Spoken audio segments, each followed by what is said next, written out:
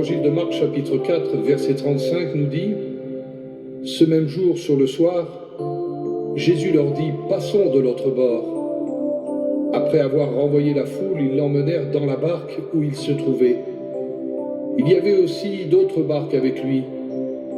Et il s'éleva un grand tourbillon, et les flots se jetaient dans la barque au point qu'elle se remplissait déjà.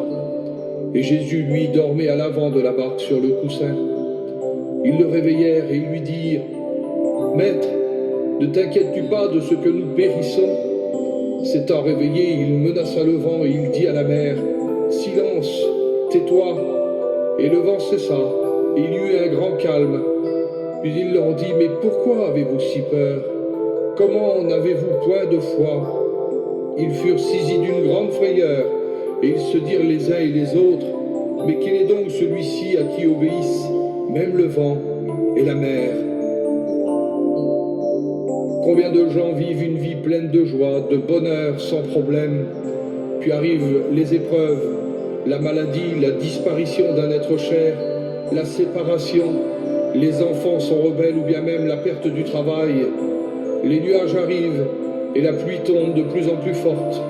La menace est présente et nous sommes confrontés à une vie pleine de tempêtes et d'effervescence. Des flots de problèmes arrivent même à entrer dans notre vie. Et il faut bien constater que lorsque ces jours arrivent, nous sommes bien faibles, remplis d'inquiétude, d'angoisse, de doute et surtout de frayeur. Si nous pouvions faire comme ces hommes, habitués à la colère de la mer, ils savent qu'ils vont périr et saisissant leur courage, ils décident de réveiller celui qu'ils ont invité sur leur barque et qui dort à l'avant du bateau.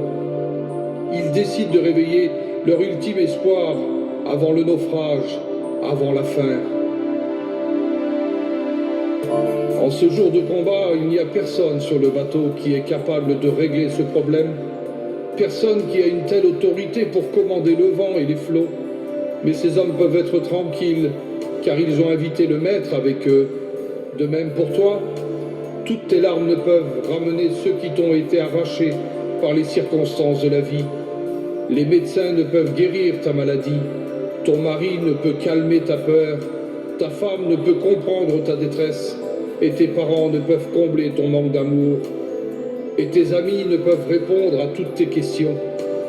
Aimerais-tu dans cette journée prendre la décision d'interpeller celui qui attend ton appel? Aimerais-tu devant l'épuisement de toutes tes capacités humaines faire un signe au divin pour t'en sortir? Simplement lui demander « Maître, viens à mon secours, car je vais périr. » Mais quel est donc celui-ci à qui même les éléments obéissent? Celui qui parle de paix lorsqu'il y a la guerre, celui qui parle d'amour où il y a la haine, celui qui est capable d'être discret dans notre vie pleine de misère, celui qui attend que tu le réveilles pour lui faire part de ton inquiétude, celui qui change le cours des choses sur une parole, celui qui parle à celui qui est découragé et qui lui dit « Mais prends courage », celui qui dit silence au flot, tais-toi à la mer et qui redonne confiance, celui qui a mené tous les éléments déchaînés, obéisse et qui est capable aujourd'hui de répondre à toutes tes questions et te dire « Mais pourquoi as-tu si peur? Pourquoi tant de doutes? Pourquoi n'as-tu point de foi ?» Comme à ces femmes, Jésus te dit « Ne t'ai-je pas dit que si tu crois, tu verras la gloire de Dieu ?» Il n'y a de salut en aucun autre, car il n'y a aucun autre nom qui ait été donné parmi les hommes par lequel nous devions être sauvés. Et ce nom, c'est Jésus.